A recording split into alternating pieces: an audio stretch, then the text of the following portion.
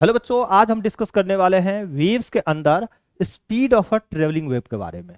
बच्चों, ये काफ़ी इंपॉर्टेंट है कि हम किस तरह से फाइंड आउट करेंगे कि किसी भी प्रोग्रेसिव वेव का, कोई भी प्रोग्रेसिव वेव है तो उसका हम स्पीड कैसे निकालेंगे, यानी स्पीड ऑफ ट्रेवलिंग वेव।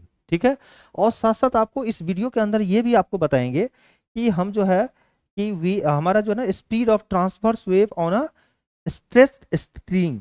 ठीक है। जैसे देखिए हमारे पास स्पीड ऑफ ट्रांसवर्स वेव, जब हम किसी भी स्ट्रिंग को ऐसे करते हैं तो हमारी वेव इस तरह से प्रोपेगेट होती है। ठीक है।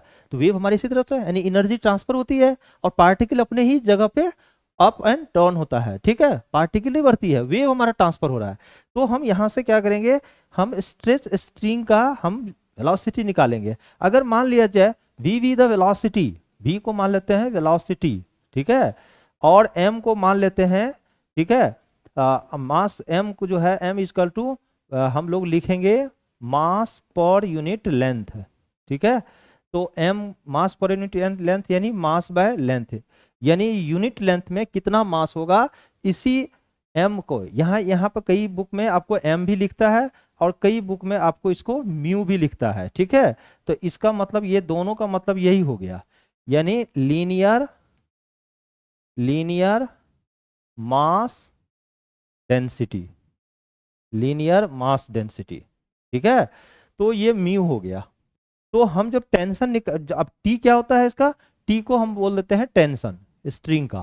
तो जब टेंशन स्ट्रिंग का निकालोगे बच्चों तो स्पीड जब होगा आपका root under T by mu भी लिख सकते हैं, और किसी किसी बुक में टी बाय, ठीक है, हम एम भी लिख सकते हैं। म्यू और एम को क्या बोलते हैं, linear mass density, unit mass per unit length, unit length में कितना मास होगा। तो यहां से हमें ये भी फॉर्मूला आपको फाइंड आउट करके बताएंगे। साथ साथ speed of longitudinal waves, longitudinal wave क्या होता है, ठीक है, compression rarefaction, compression rarefaction, जबकि ट्रांसफर्स वेव में क्या होता है, क्रेस्ट एंड ट्रफ।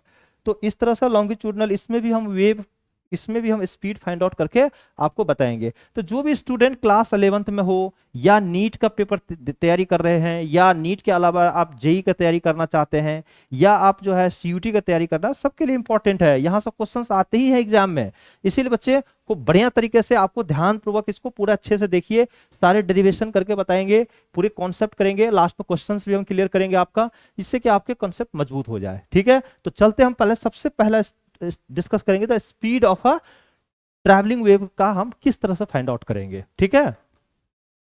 अब बच्चों हम लोग देखेंगे कि speed of a travelling wave क्या होता है। तो देखिए जब हम स्पीड ऑफ ट्रैवलिंग वेव हम निकालेंगे तो सबसे पहले मैं मान लेता हूं कि देखिए आपका जो वेव जो प्रोपिगेट कर रहा है, वेव तो आपका इस डायरेक्शन में आप जो है लेफ्ट से राइट की तरफ मूव कर रही है। तो हम आपको इससे पहले हम जब वीडियो बना रहे थे तो हम आपको बताए थे कि प्रोग्रेसिव वेव किस तरह से प्रोपिगेट करता है। तो एक तरह का प्रोग्रेसिव वेव के अगर हम बात करें इक्वेशन, तो वाई एक्स टी का इक्वेशन क्या था, ए, ठीक है, ये जो इक्वेशन था ए साइन ओमेगा टी माइनस के एक्स प्लस फाई नोट, यही था standard equation of progressive wave. अगर हम ये फाई नोट को, इनिशियल फेज को अगर हम बच्चों जीरो मान ले तो आपका ये इक्वेशन क्या हो जाएगा, ये हो जाएगा ए साइन, ठीक है, ओमेगा टी माइनस के एक्स, जब हम इनिशियल फेज को यानी फाई नोट को हम जीरो मान लेते हैं। तो यही हमारा इक्वेशन हो गया, यानी हमारा जो है इसका प्रोग्रेसिव वेव का अगर हम इक्वेशन बोले तो ये क्या हो गया, ए साइन, ठीक है, ये ए साइन ओमेगा टी माइनस के एक्स हो गया, जो कि स्टैंडर्ड इक्वेशन हो गया हमारा प्रोग्रेसिव वेव का। ठीक है। जिसके अंदर अगर हम बात करें तो ये जो ओमेगा टी माइनस के एक्स है, ठीक है, इसको हम लोग बोलते हैं फेज, क्या बोलते हैं, फेज बोलते हैं। तो ये इसको हम लोग फेज फाइव बोलेंगे, फाइव इजकल टू क्या हो गया, ओमेगा टी अब माइनस के एक्स। ठीक है। ये हमारा होता है फेज, इस वेव का ये फेज है। अब आप समझिए ये क्या है, कैसे है। और ये फेज हमेशा कांस्टेंट होगा, क्यों कि देखिए जब आपका वेव यहां से यहाँ पे किस समय है, इस समय हम जो है मान लेते हैं वेव हमारा t इजकल टू जीरो पे है, t इजकल टू, क्योंकि देखिए जो प्रोग्रेसिव होता है ना, जो y है, ये y है ना, ये x और t का फंक्शन होता है, ध्यान रखिएगा।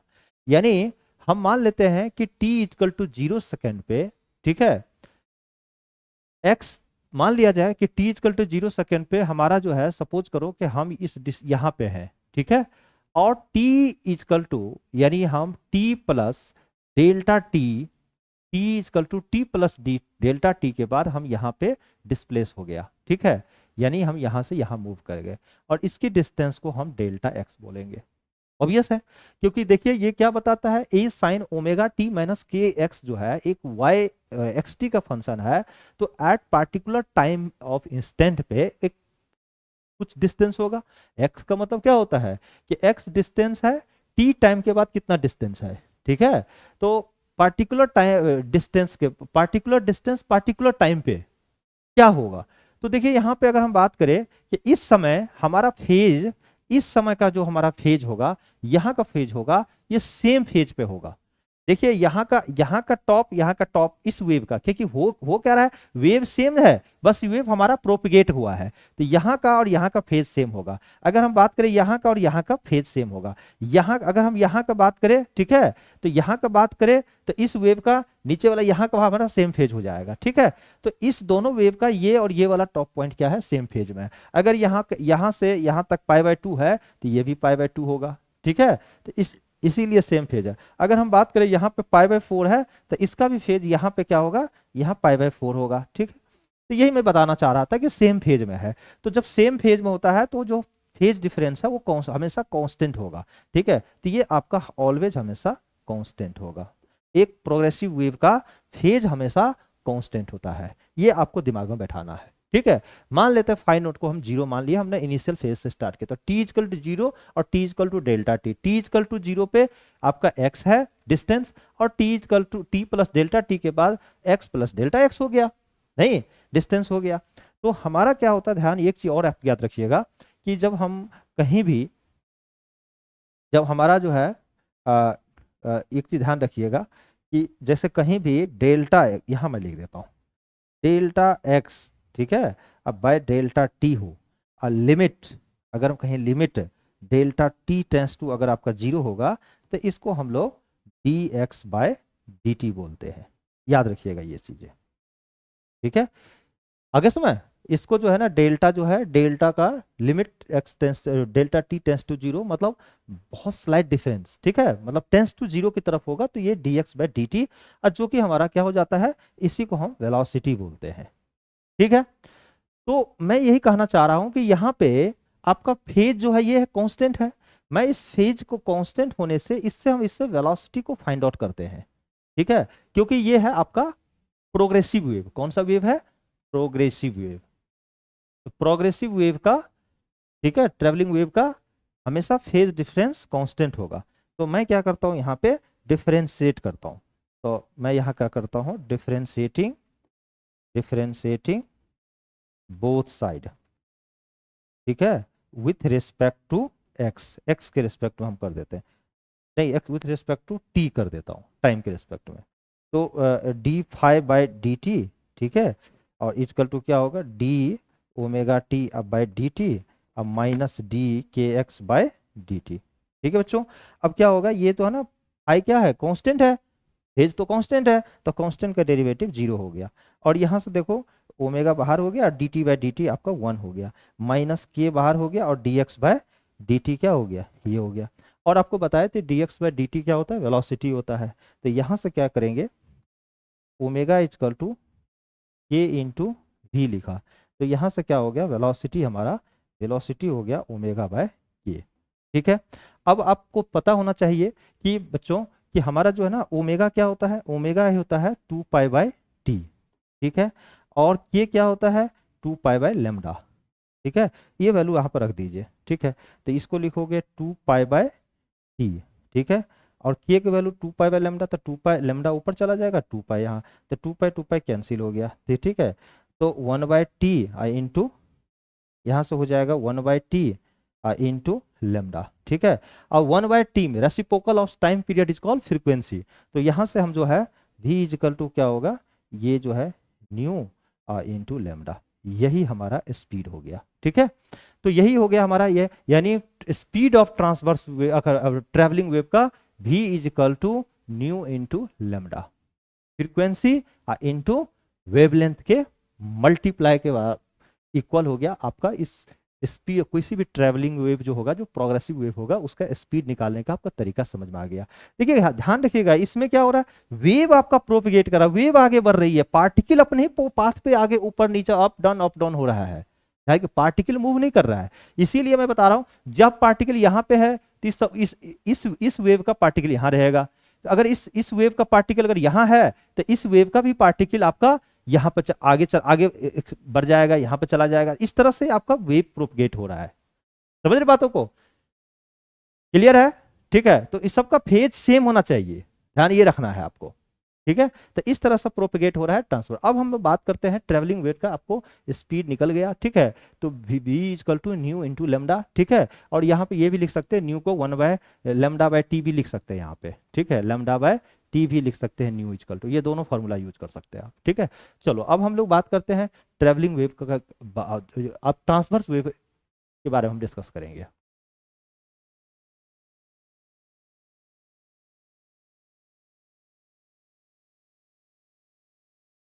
अब बच्चों हम लोग पढ़ेंगे speed of a transverse wave on a stretched string.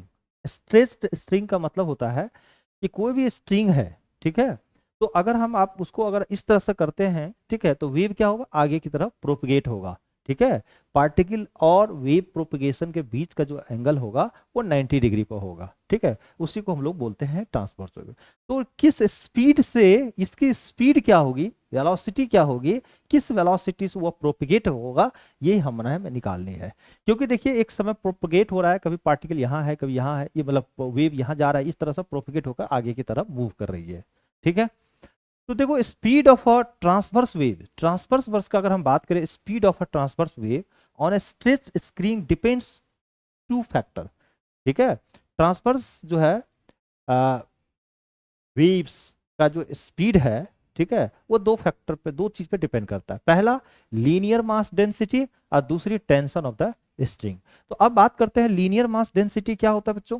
तो लीनियर मास अगर डेंसिटी का अगर कोई पूछता है तो आप बोल देना यहाँ पे, ठीक है, linear mass density, mass density उस, कई बार हम लोग बुक में इसको हम लोग म्यू से डिनोट करते हैं। ठीक है, लीनियर मास डेंसिटी, तो ये होता है मास बाय लेंथ, यानी मास पर यूनिट लेंथ।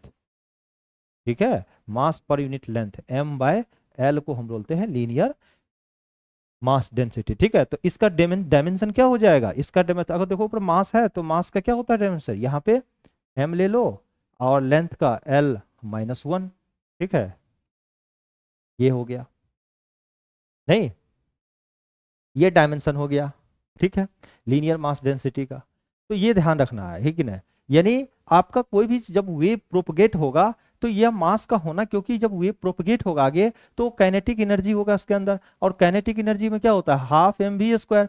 तो काइनेटिक एनर्जी को प्रोपगेट होने के लिए, यानी एनर्जी को प्रोपगेट होने के लिए मास का होना बहुत जरूरी है। अगर यहाँ मास नहीं होगा ना तो वेव प्रोपगेट नहीं होगा मास के थ्रू, यानी काइनेटिक एनर्जी की फॉर्म में एनर्जी स्टोर नहीं होगा। दूसरी बात क्या है, टेंशन ऑफ द स्ट्रिंग। अब जब हम वेव आगे प्रोपगेट होगा तो स्ट्रिंग को थोड़ा सा खिंचाव तो चाहिए, उसको टेंशन वो खींच कर रखेंगे तभी तो टेंशन आएगा, टेंशन होगा तभी वेव प्रोपगेट होगा। तो टेंशन भी बहुत जरूरी है, तो टेंशन भी जरूरी है। टेंशन क्या है, टेंशन किसी भी स्ट्रिंग का एक तरह का फोर्स है, तो एक तरह का ये क्या है, फोर्स है। अब फोर्स का डायमेंशन क्या होता है, ठीक है, देखो ये क्या होता है, फोर्स मास इंटू एक्सेलरेशन। इसको फोर्स का इक्वल टू क्या होता है, F इक्वल टू m है, तो क्या होता है डायमेंशन, m हो गया L t-2 metre per second होता है ना एक्सीलरेशन का, मीटर पर सेकेंड स्क्वायर। ठीक है, तो ये हो गया डायमेंशन। अब हम क्या करते हैं, हम स्पीड निकालना चाहते हैं, किस चीज का, वेव का, transverse transverse wave on stretch string में हम वेव का स्पीड निकालना चाहते हैं।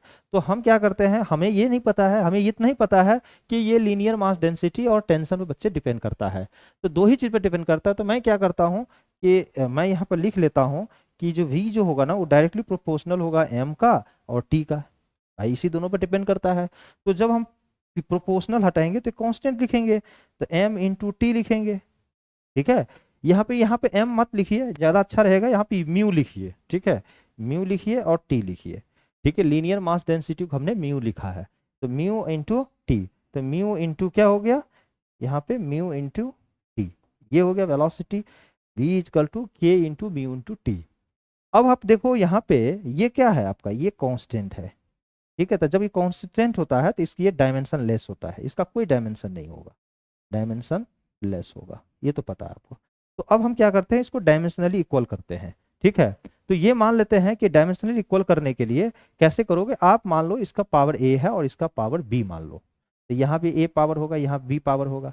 डायमेंशनली दोनों को इक्वल करके हमें यहाँ से वेलोसिटी निकालेंगे, और ये डायमेंशनली कैसे इक्वल होगा, a और b का वैल्यू को फाइंड आउट करना है। तो हमने भी डायरेक्टली प्रोपोर्शनल म्यू का पावर a और t का पावर b रखा, ठीक है। प्रोपोर्शनल हटाया तो यहाँ पे हम कांस्टेंट के रखे, के आपका कांस्टेंट है जिसको डायमेंशन है। अब यहाँ से ए बी का वैल्यू फाइंड आउट करने के लिए हम देखें क्या क्या काम करते हैं। यहाँ से सबसे पहला काम क्या है कि यहाँ देखिए v है, तो v का डायमेंशन क्या होगा, v वेलोसिटी है, तो इसका डायमेंशन क्या होगा, आप L T minus 1 metre per second होता है, ठीक है। और इधर देखो k का डायमेंशन डायमेंशन लेस है, तो k को छोड़ दो, इसका डायमेंशन लिखने की जरूरत ही नहीं है।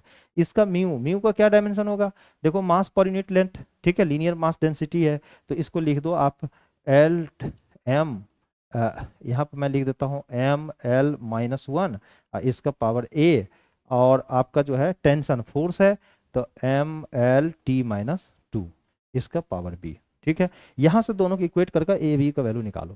तो यहाँ से क्या करूँगा, एल टी माइनस 1 मैं लिख देता हूँ, यहाँ पर क्या होगा, एम का पावर क्या होगा, एम ए प्लस बी, ठीक है। और एल का कितना हो जाएगा, तो एल का हो जाएगा माइनस ए अब प्लस बी, ठीक है। और इधर कितना हो जाएगा, टी का हो जाएगा, यहाँ पे तो टी है ही नहीं, जीरो हो गया, तो इधर हो गया -2 इंटू बी, ठीक है, ये हो गया। नहीं, अब यहाँ से हम क्या करते हैं, अब बताओ यहाँ a प्लस बी कितना है, m तो है ही नहीं इधर, तो a प्लस बी का इजकल टू 0, और यहाँ पर -a plus B is equal to 1, तो -a plus B is equal to 1। और अगला क्या हो गया, देखो -2b, -2b इजकल टू -1, तो -1 इजकल टू -2b। तो यहाँ से बच्चे क्या हो गया, b इजकल टू 1/2। जब b 1/2 हो गया तो a कितना हो गया, a आ जाएगा आपको -1/2, -1/2। अब हम क्या करेंगे, इसमें वैल्यू रख देंगे, ठीक है। तो इसमें वैल्यू रख दो आप, और आपका फाइंड आउट कर लोगे। तो अब यहाँ से क्या हो जाएगा हमारा, यहाँ से क्या हो जाएगा फार्मूला, यहाँ से रखो आप फार्मूला, ठीक है। यहाँ से आप रखोगे तो के तो है ही आपका, ठीक है। और यहाँ से क्या करते हैं, म्यू का पावर ए कितना है, -1/2, ठीक है। तो इसका लिखोगे -1/2, ठीक है। अब बाय टी का पावर 1/2। तो अब आप इसको क्या करो, इसको सॉल्व करो, मैं यहाँ पे करता हूँ, ठीक है। यहाँ पे मैं बना दिखाता हूँ बना करके। तो यहाँ से क्या करोगे, तो v इज इक्वल टू क्या हो गया बच्चे, के इंटू, अब ये देखो रूट में चला जाएगा, रूट में चला जाएगा, ठीक है, रूट में चला जाएगा तो ये t क्या हो गया, ये देखो t का पावर कितना हो जाएगा, सॉरी ये t जो है ना यहाँ पर होगा t का पावर 1/2, ठीक है। तो ये हो गया आपका म्यू का पावर -1 और t का पावर 1, ठीक है। तो v इजकल टू के, और इधर रूट अंडर t ऊपर हो जाएगा, म्यू को नीचे ले लो, ठीक है। एक तो ये लिख सकते हो आप, जहाँ पे मान लेते हैं लेट के इजकल टू 1, ये हमने 1 मान लिया, ठीक है। तो ये फॉर्मूला क्या बन जाएगा, ये फॉर्मूला हमारा बन जाएगा। अगर हम के के वैल्यू को 1 ले लेते हैं तो क्या आ जाएगा, के के वैल्यू को अगर, तो velocity is equal to root under T का t/, ठीक है, यही हमारा वेलोसिटी हो गया। तो कई बुक्स में ये पूछा जाता है कि v is equal to root under t/म्यू, और कई बुक में जो है आपको v is equal to root under t/m भी लिख देते हैं। यहाँ m इजकल टू क्या हो गया, मास बाय लेंथ, ठीक है। यहाँ ये m का मतलब ये होता है, यहाँ भी म्यू का मतलब क्या हो गया, मास बाय लेंथ, ठीक है, लेंथ, लीनियर मास डेंसिटी, ठीक है। तो इस तरह से आपने velocity of transverse wave on a stretched spring का मतलब हुआ t is equal to root under v is equal to root under t/m आ गया। और ये फार्मूला हमेशा पेपर में यूज होता है, इसका स्ट्रेच स्प्रिंग का फार्मूला याद रखना, velocity is equal to root under t/ क्या हो गया, म्यू हो गया। t/म्यू का मतलब किस पे डिपेंड किया वेलोसिटी, ये वेलोसिटी डिपेंड किया लीनियर मास डेंसिटी पे और टेंशन ऑफ द स्ट्रिंग पे, ये वेलोसिटी दोनों पे डिपेंड करता है, ठीक है। तो इसका मतलब ये हो गया कि हम जो है V1 अगर बाय V2 लिखे, ठीक है, तो डायरेक्टली प्रोपोर्शनल हो जाएगा T1 बाय T2। नहीं, ये ध्यान रखिएगा, यानी हमारा जो यहाँ पे है V डायरेक्टली प्रोपोर्शनल हो गया रूट अंडर टेंशन का T का, ये याद रखिएगा, यही मैं बताना चाह रहा था। ठीक है, तो अब आपने देख लिया कि अब हम बात करते हैं इसके आगे जो है ना, ये ट्रांसवर्स वेव समझ में आ गया। ठीक है, ट्रांसफर ऑन स्ट्रेच। अब लॉन्गिट्यूडनल वेव हम लोग पे डिस्कस करते हैं, क्या है वो।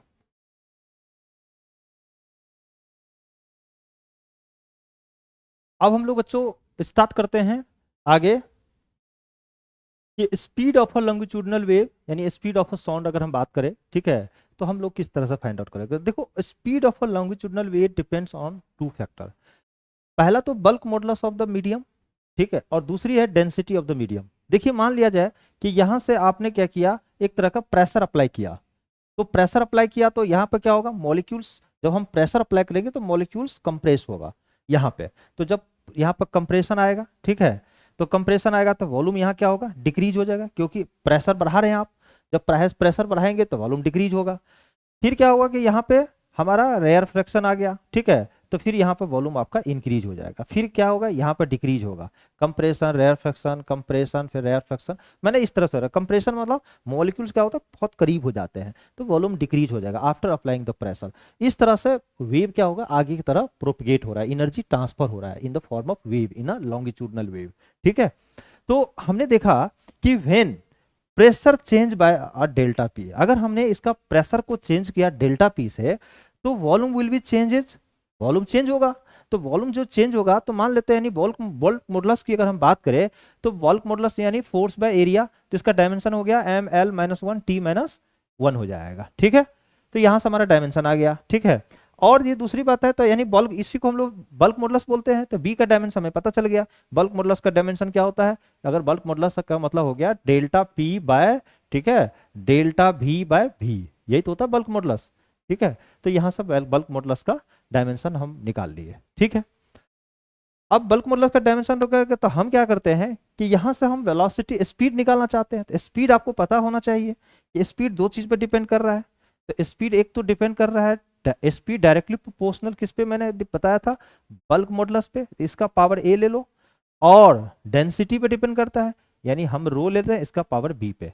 तो जब हम प्रोपोर्शनल हटाते हैं तो कोई कोने को कांस्टेंट लगते हैं, तो हमने कांस्टेंट रखा, बी का पावर ए और रो का पावर बी। ठीक है, यही लिखा हमने। और ये जो के है ना, ये डायमेंशन लेस है, ये क्या है, डायमेंशन लेस है, डायमेंशन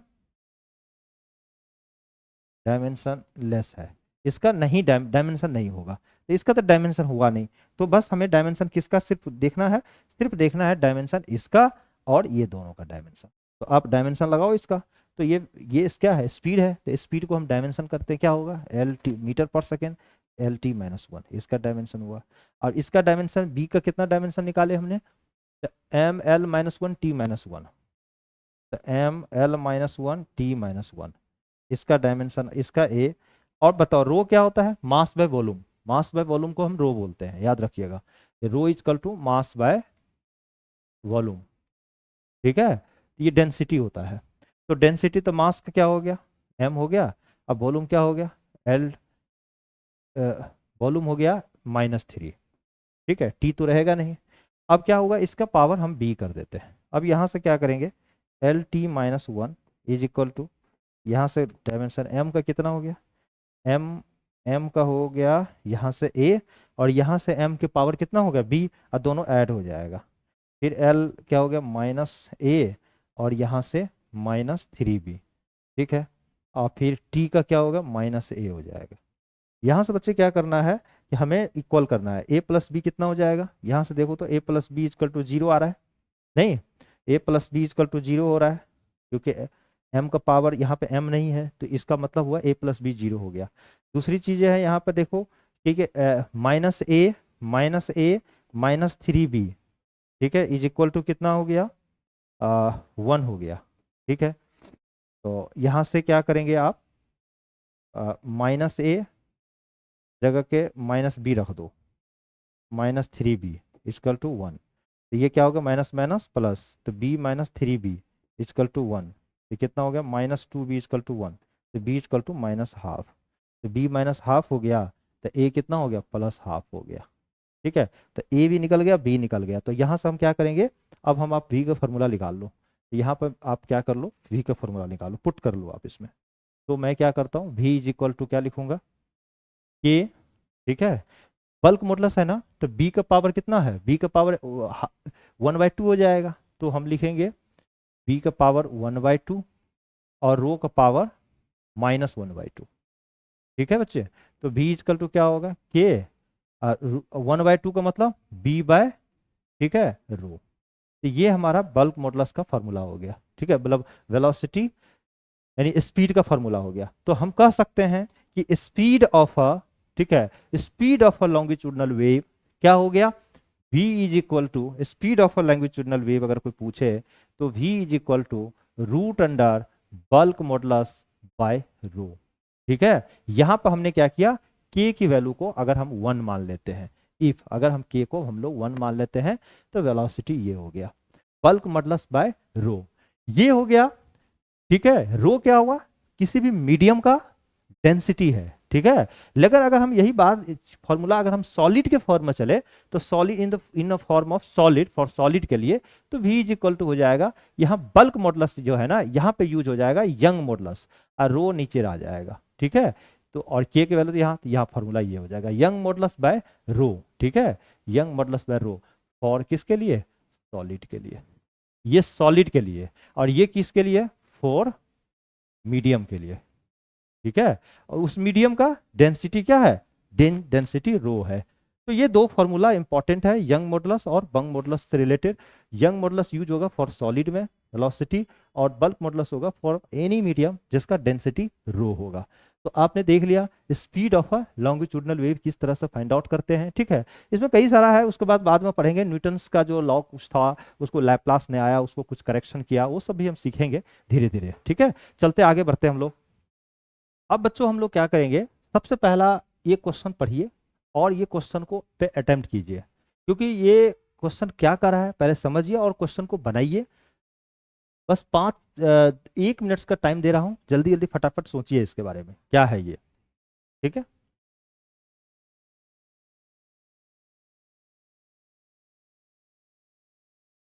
देखिए समझना बहुत जरूरी है, अगर आप समझ गए तो बन जाएगा। कहता है a 10 metre long steel wire has mass 5 gram. तो देखो मैं बताता हूं, मास दिया हुआ है, if the wire is under a tension of 80 newton the speed of a transverse wave on the wire is. अब आप देखिए कि मास कितना दिया हुआ है, यहां पे मैं सबसे पहले लिखता हूं, जब इसको सॉल्व करता हूं ना तो सॉल्व करने से पहले गिवन है, गिवन क्या है, गिवन दिया हुआ है आपका मास दिया हुआ है, यानी m दिया हुआ है, कितना दिया है, मास दिया है 5 ग्राम। तो इसको हमेशा 5 ग्राम में जो है ना उसमें 1000 से डिवाइड कर दीजिए, तो 5 इंटू क्या होगा 10⁻³ इतना केजी हो जाएगा। ठीक है, उसके बाद आपका लेंथ कितना है, तो लेंथ जो दिया हुआ है इसका लेंथ जो L है वो कितना है आपका 10 मीटर है। ठीक है, तो आपको मैं बताता हूँ लीनियर मास डेंसिटी क्या होता है, लीनियर मास, नहीं सबसे पहले ये तो दिया हुआ है, दूसरी बात और कुछ दिया हुआ है आपका, क्या दिया हुआ है, टेंशन दिया हुआ है स्ट्रिंग का, टेंशन यानी टी ऑफ, ठीक है, वायर, वायर का टेंशन दिया हुआ है कितना, आपका दिया हुआ है 80 न्यूटन। ठीक है, ये न्यूटन में दिया हुआ है। आपको क्या चाहिए, आपको स्पीड चाहिए। आपको पता है कि स्पीड का फॉर्मूला क्या होता है, हम जब स्पीड का फॉर्मूला पढ़े थे अभी, रूट अंडर, ठीक है, टी बाय म्यू होता है, नहीं स्पीड का फॉर्मूला यही तो होता है, टी इजकल टू, नहीं सॉरी, टी इजकल टू नहीं, वी इजकल टू वेलोसिटी जो है ना, या speed is equal to T by mu होता है। टी क्या है बाबू, टी है आपका टेंशन, टेंशन है, और म्यू क्या है, ठीक है, म्यू इजकल टू होता है मास बाय लेंथ, यानी लीनियर मास डेंसिटी, नहीं। तो सबसे पहले तो आपको लीनियर मास डेंसिटी है, तो मैं क्या करता हूं यहां पर निकालता हूं, ठीक है, linear mass density, linear mass density, तो लीनियर मास डेंसिटी यानी म्यू इजकल टू क्या होगा, mass by per unit length. एकदम स्टेप बाय स्टेप जैसे से मैं कर रहा हूं एकदम वैसे से बनाइए। ठीक है, क्वेश्चन दिया हुआ है, आपको कहीं दिक्कत नहीं होगा। तो मास हमारा तो दिया हुआ है 5 इंटू 10⁻³ ठीक है केजी, और लेंथ कितना दिया हुआ है, लेंथ दिया हुआ है 10 मीटर। ठीक है, तो आप इसको लिख दोगे 5 इंटू 10⁻⁴ ठीक है केजी पर मीटर। ये हो गया हमारा क्या चीज, लीनियर मास डेंसिटी। अब हम वेलोसिटी, अगर हम स्पीड की बात करें, ठीक है, तो स्पीड निकालना चाहते हैं, v इजकल टू √T/μ होता है। T कितना दिया हुआ है, T तो टेंशन 80 है, अब बाय म्यू कितना निकाले हैं 5 इंटू 10⁻⁴ ठीक है। अब बच्चों यहाँ से क्या करो, 5 से करो 5 16 जा, तो रूट अंडर क्या होगा 16 इंटू 10 का पावर क्या होगा -4 ऊपर जाएगा +4 हो जाएगा। अब इसका 4 हो जाएगा, इसका 10 का पावर 2 होगा, यानी क्या होगा 400 मीटर पर सेकेंड आपका इसका इस वायर में जो वेव प्रोपगेट हो रहा है, ठीक है, स्पीड ऑफ ट्रांसवर्स वेव आपका हो गया 4 मीटर पर सेकेंड। ये ऑप्शन आपका सी इज करेक्ट। ठीक है, तो देख लिया किस तरह से क्वेश्चन हम बनाते हैं। आपको जो क्वेश्चन दी हुई है ना, ये क्वेश्चन आपके नीट में क्वेश्चन आया हुआ है क्वेश्चन, ठीक है, ये नीट का क्वेश्चन है। आप इस चीज को ध्यान रखिए कैसे क्वेश्चन को पेपर में आते हैं। ठीक है, चलिए एक और क्वेश्चन करते हैं, उसके बाद हमारा जो है ये चैप्टर को मतलब इस टॉपिक पे जो वीडियो होगा वो कंप्लीट हो जाएगा। ठीक है, तो चलते हैं नेक्स्ट क्वेश्चन पे बच्चे। अब बच्चों देखो, अब हम जो क्वेश्चन अटेम्प्ट करने वाला है, ये क्वेश्चन आया हुआ था आपके जेई के एग्जाम में, और ये काफी अच्छा क्वेश्चन है। तो देखो क्वेश्चन क्या कर रहा है, a transverse harmonic wave on a string is describe by y, function है एक्स टी का, is equal to 3 sin 36t plus 0.018x plus π/4 where x and y are in centimetre and t in second, which of the following statement incorrect. इनमें correct नहीं ढूंढना है, ढूंढना क्या है, incorrect कौन है, कौन सा गलत है। तो अगर इसमें जो जो सही होगा वो अगर हम चुन ले, तो बाकी जो बाकी क्या होगा, गलत ही होगा। ठीक है, तो पहले सही को फिल्टर कर लो, और जहां पर सही सारा फिल्टर हो गया, बाकी जो नहीं मैच करेगा वो गलत है। ठीक है, तो इसके लिए हम क्या करते हैं, देखो यहाँ पर बात स्टेटमेंट ऊपर देखो आप पढ़ो, तो सबसे पहले यहाँ पे क्या लिखा है आप समझिए। यहाँ कह रहा है कि transverse harmonic wave, harmonic wave क्या होता है आपको पता होना चाहिए, कि जो ऐसा वेव जो SHM एग्जीक्यूट करे, ठीक है, तो E इक्वल टू क्या होता है -ω²x। ये इस तरह एक्सेलरेशन जो है ना -ω²x एक तरह का सिंपल हार्मोनिक मोशन को शो करता है। ठीक है, तो उसी तरह से मैं यहाँ पे जो दिया हुआ है ना, पहले आप इसको लिखता हूं मैं, क्या दिया हुआ स्टेटमेंट देखिए। यहाँ पे हमारे पास जो है y(x_t) का फंक्शन है। ठीक है, तो वो क्या है 3 sin 36t plus 0.018x plus π/4। ठीक है, यही दिया हुआ है। अब मैं बताता हूं, जब सिंपल हार्मोनिक वेव जो होता है उसका जो है ना प्रोग्रेसिव वेव का इक्वेशन क्या होता है, जनरल इक्वेशन। ठीक है, तो मैं लिखता हूं general equation x_t equal to, general equation यही तो होता है, मैं लिखूंगा a साइन, ठीक है, a sine ω_t plus kx माई प्लस फाई, यही तो होता है, या फाई नोट, ये होता था। यहां पर एक और होता था, अगर मैं लिखूं axt is equal to a sine, ठीक है, ω_t minus kx plus phi naught. देखो बच्चों यहाँ ध्यान रखना, अगर इस वेव के अंदर इस फॉर्मूला में अगर सारे पॉजिटिव है, अगर सभी पॉजिटिव है, तो ध्यान ये रखना कि ये हमेशा नेगेटिव डायरेक्शन में होगा, negative direction, negative direction of x axis. ये ध्यान रखना, वेव जो प्रोपेगेट करोगा negative direction of x axis. लेकिन यहां पर देखो, यानी आपका -kx है, तो जब माइनस यानी x यहाँ पर पॉजिटिव है, यहाँ x निगेटिव है, जब निगेटिव होता है तो ये जो होता है ये positive direction of x axis जो है, positive direction of x axis की तरफ ये क्या होगा, एक्सिस की तरफ वेव प्रोपेगेट करेगा, एक्सिस की तरफ जो है x एक्सिस डायरेक्शन में वेव क्या होगा, प्रोपेगेट करेगा। ठीक है, तो अब इस इक्वेशन से आप देखो कि अगर हम इसे यहाँ पर कंपेयर करें, ठीक है, तो पहला तो हमारा क्या हो रहा है कि ये जो इक्वेशन है ये किधर की तरफ प्रोपगेट कर रहा है, क्योंकि kx पॉजिटिव है, जब kx पॉजिटिव है तो ऑब्वियस है ये हमारा निगेटिव x डायरेक्शन की तरफ होगा, निगेटिव x डायरेक्शन की तरफ होगा। तो यानी wave is travelling in the negative x direction, क्योंकि सारे पॉजिटिव है। तो आपका यानी सारे पॉजिटिव का मतलब मेनली आपको ये देखना है, ठीक है, यानी एक्स का कोफिशिएंट। तो इसका मतलब ये आपका सही हो गया, नहीं, इसका मतलब ये ऑप्शन जो है ये आपका सही निकल रहा है, ये नहीं सही लिखी हुई है स्टेटमेंट। दूसरी बात क्या है कि यहां से देखो ये हमारा क्या है, एम्पलीट्यूड है, तो एम्पलीट्यूड कितना हो गया यहाँ 3 हो गया, नहीं, तो एम्पलीट्यूड 3 हो गया, तो amplitude of the wave 3 centimetre, यानी एम्पलीट्यूड हो गया हमारा 3 सेंटीमीटर,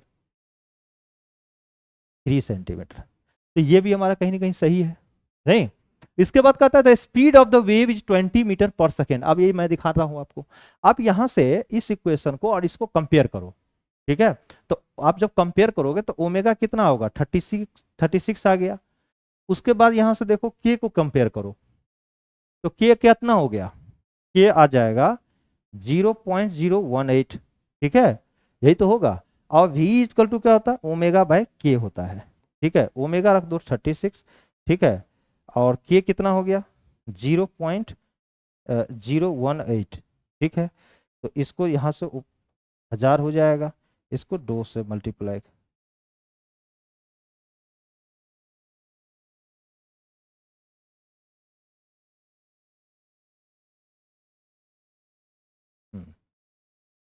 ठीक है।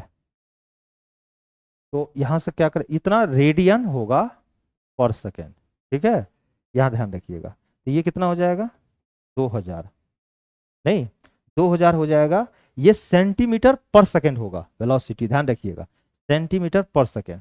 अब आपको क्या करना है, ठीक है, वेलोसिटी को v इक्वल टू 2000 सेंटीमीटर पर सेकेंड है, तो इसको हम क्या करेंगे 2000 में 100 से डिवाइड कर दो, ठीक है, तो ये मीटर पर सेकेंड, ये कैंसिल हो गया, यानी 20 मीटर पर सेकेंड आ गया, 20 मीटर पर सेकेंड आ गया। इसका मतलब बच्चे ये जो स्पीड ऑफ द वेव है वो 20 मीटर पर सेकेंड, ये सही लिखी हुई है, ठीक है, आपको ये पता चल गया। आपको ये पता होना चाहिए, ये ध्यान रखिए, omega equal to 2 pi by, ठीक है,